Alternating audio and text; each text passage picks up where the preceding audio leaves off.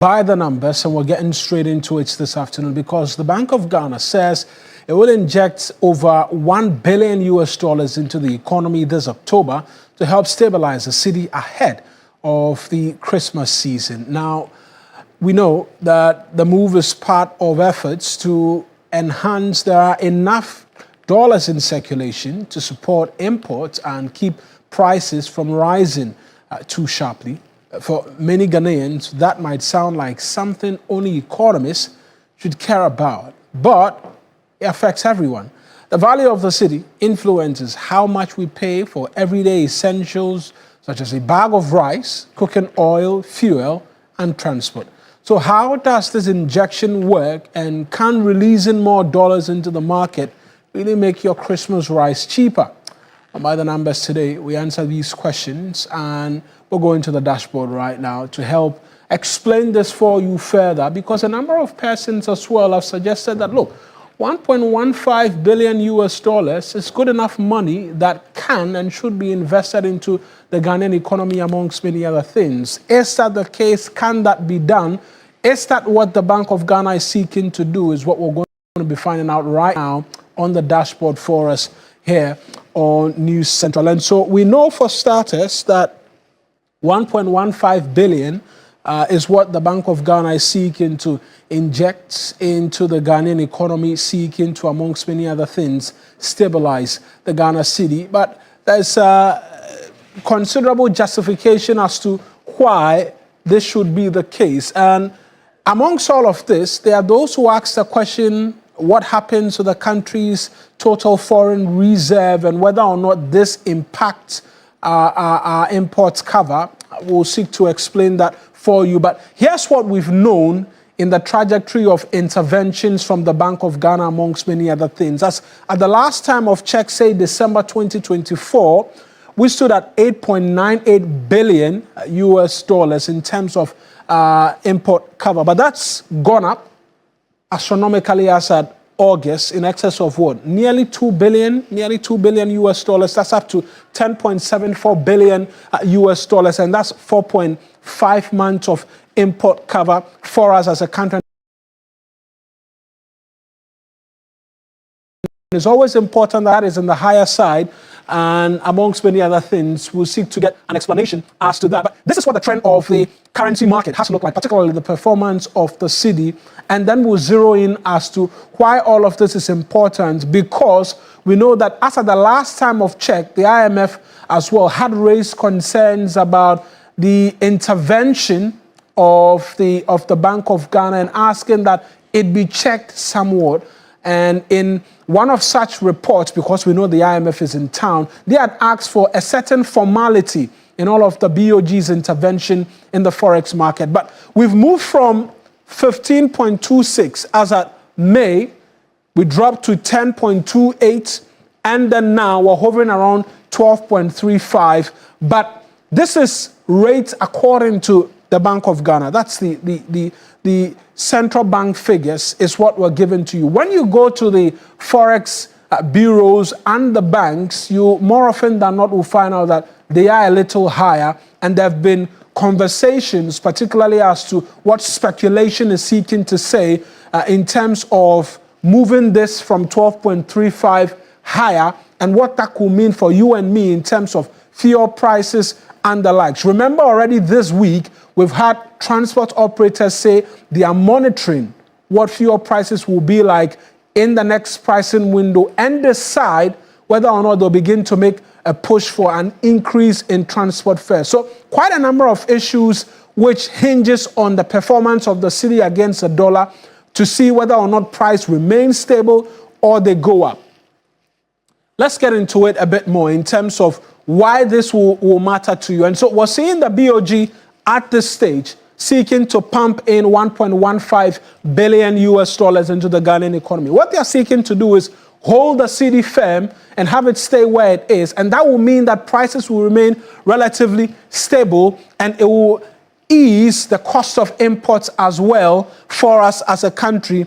Then prices, we understand, will stay steady. And when we say prices, that will include fuel, will include the bag of rice, which will be expected to be coming in, because when you have the conversation with the traders, they begin to do the importations around this time of the year. And so the demand for Forex peaks or it hikes, if you can say that. And that's amongst many other things what results in the hike, and then the cedi begins to fluctuate. And then we see, amongst many other things, a bit of a challenge. But we're going onto the phone lines right now and then speak to Dr. Peter Quartey, Professor Peter Quartey, I should say, on what all of this means and possibly as well what we should be doing in terms of getting a bit more in terms of the responses. He's a professional economist and an executive director, a former executive director of ESA. Prof, appreciate you speaking to us this afternoon. We know inflation has slowed 9.4%. Can this dollar injection translate into lower prices? Because even as inflation has slowed to 9.4, there's a conversation that prices of food continues to remain high. Yeah, good afternoon to you and to your discerning viewers and listeners. Yes, this is a season where prices tend to be very high. In other words, there's a lot of pressure in the last quarter of the year.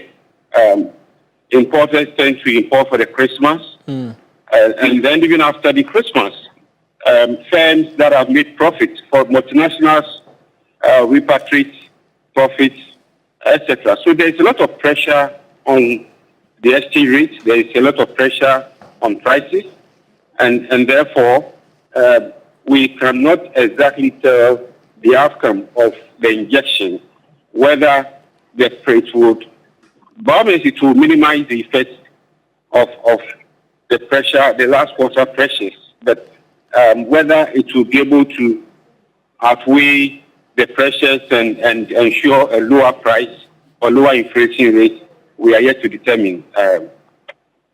We've seen quite a number of interventions from the central bank this year. We saw in excess of $1 billion in the early part of the year. Now the Bank of Ghana has announced 1.15 billion in terms of a further injection in this last quarter. There are those who raise concerns that these frequent interventions could possibly lead to a drain in terms of foreign reserve and import cover.